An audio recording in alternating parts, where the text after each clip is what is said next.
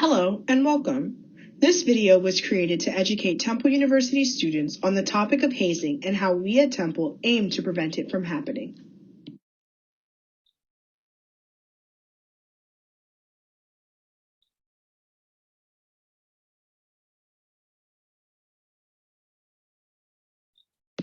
In this short video, we will educate you on the definition of hazing, provide real-life examples so you know what to look for, as well as how to report any incidents of hazing.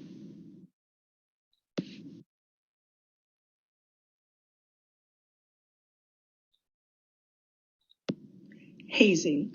Temple University defines hazing as a person or group intentionally, knowingly, or recklessly for the purpose of initiating, admitting, or affiliating a minor or student into or with an organization, or for the purpose of continuing or enhancing a minor or student's membership or status in an organization, causes, coerces, or forces a minor or student to engage in activities. Hazing is also categorized into three different levels: hazing, aggravated hazing, and organizational hazing.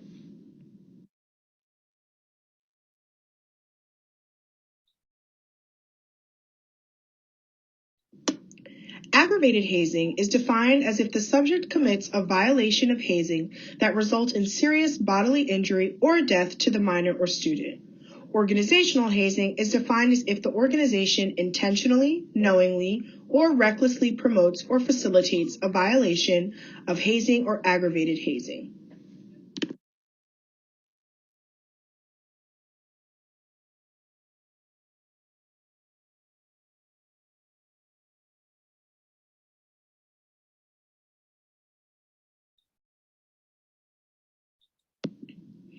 Nationally, 55% of college students involved in clubs, teams, and organizations report that they have experienced hazing.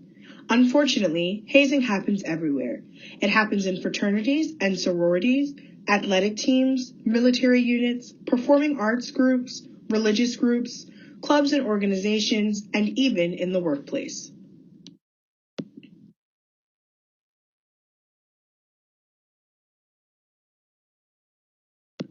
Those who haze usually try to justify it by arguing that it builds unity and teamwork or respect for the organization. Enough research shows that this is not the actual outcome. In fact, hazing can lead to trust issues, animosity, depression, and in more serious situations, even death.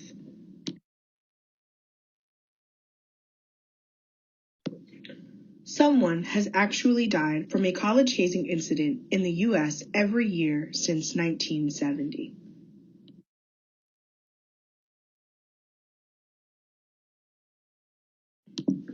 Those who facilitate these behaviors seek power and control, not the positive outcomes they say they are trying to gain. Research actually found that these individuals usually have low self-esteem and self-image issues. Hazers are not student leaders you should look up to.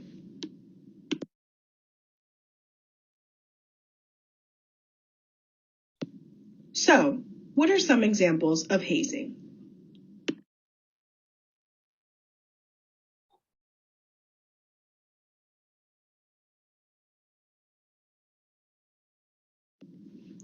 Oftentimes, we associate hazing with paddling someone or forcing them to drink alcohol. These are physical or violent examples of hazing and are actually less common than the other forms, but usually are the incidents we hear about in the media. We've broken down hazing into three categories to help you understand better the different types.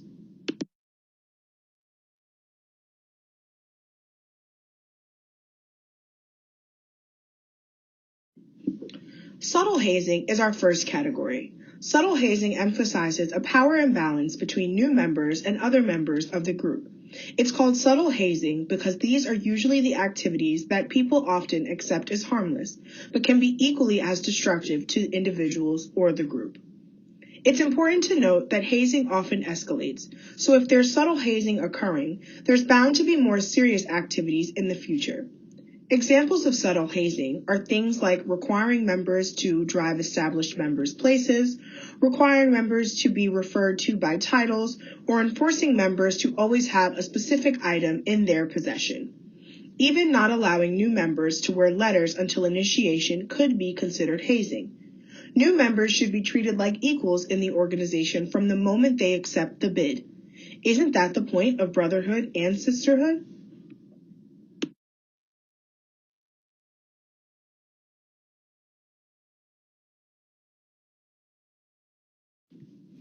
Hazing can also be psychological or mental. Mental hazing, our second category, are behaviors that cause emotional anguish or physical discomfort. An example of mental hazing is lining up members with blindfolds. This could make a person feel very uncomfortable not knowing what is going to happen to them. Any type of verbal abuse or implied threat is also mental hazing.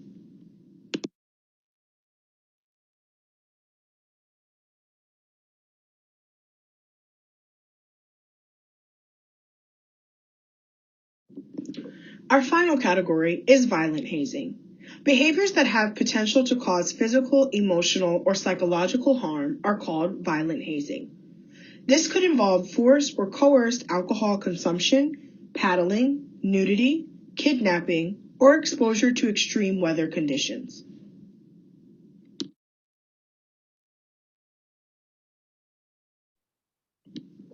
Alcohol often plays a giant role in hazing activities. 82% of all deaths related to hazing activities actually involve alcohol. It's also important to note that even in those cases, most of the students consented to the drinking. Even if a person consents to any hazing activity, it is still hazing. Your willingness to participate in an activity does not make it okay.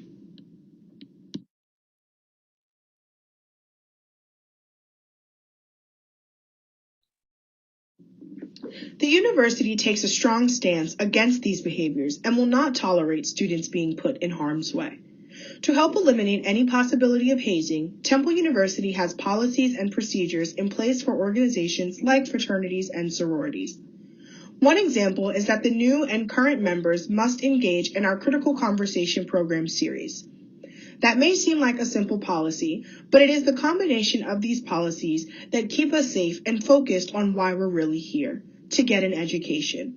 Each recognized fraternity and sorority at Temple also has a national policy prohibiting hazing.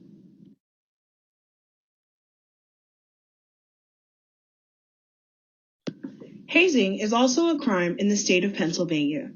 In Pennsylvania, under the Timothy J. Piazza anti-hazing law, a person is guilty of hazing if a person intentionally, knowingly, or recklessly, for the purpose of initiating, admitting, or affiliating a minor or student into or with an organization, or for the purpose of continuing or enhancing a minor or student's membership or status in an organization, causes, coerces, or forces a minor or student to do any of the following: violate federal or state criminal law, consume any food, liquid, alcoholic liquid, drug, or other substance which subjects the minor or student to a risk of emotional or physical harm, endure brutality of a physical nature, including whipping, beating, branding, calisthenics, or exposure to the elements, endure brutality of a mental nature, including activity adversely affecting the mental health or dignity of the individual, sleep deprivation, exclusion from social contact, or conduct that can result in extreme embarrassment.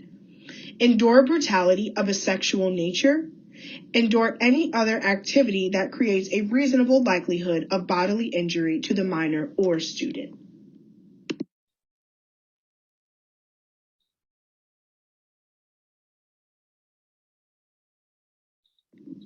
Nationwide, 2 out of every 5 college students say that they are aware of hazing taking place on their campuses, yet only 5% of hazing incidents are actually reported to campus officials. Most students remain silent. Why is that? When students are being hazed, 90% of them do not consider themselves to even be victims of hazing. Oftentimes, students and organizations participate in the hazing because they believe it is a tradition or what they feel they are doing is harmless. Research disagrees. No matter what kind of hazing it is harmful. Denying that there is a problem is one of the biggest barriers to eliminating hazing. Those who recognize the hazing and want to report it are often afraid, either to get in trouble themselves or to lose friends if found out that he or she was the one that turned them in. You should not be afraid. That is what being a leader means. Standing up for what is right. making sure your peers are safe and that your organization will thrive for years to come.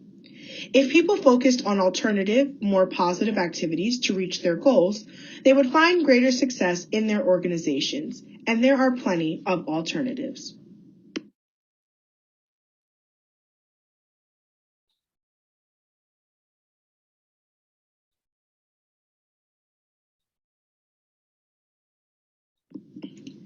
At Temple, there are various ways that you can report hazing. You can contact the Dean of Students office, student activities, campus safety services, student conduct and community standards, or Tuttleman Counseling Services. There is also an anonymous reporting service that students have access to via these offices. If the hazing is fraternity or sorority related, you should contact Matt Greer, who oversees fraternity and sorority life. His contact information is on our website.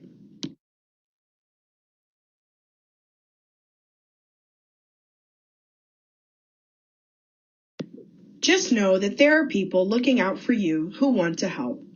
Getting yourself in trouble is the last thing that you should worry about. That sums up our information for this video, but we hope that you've learned a great deal about what activities you should and should not participate in and how to report any hazing activities. Stay safe, be a leader, and speak up. Thank you.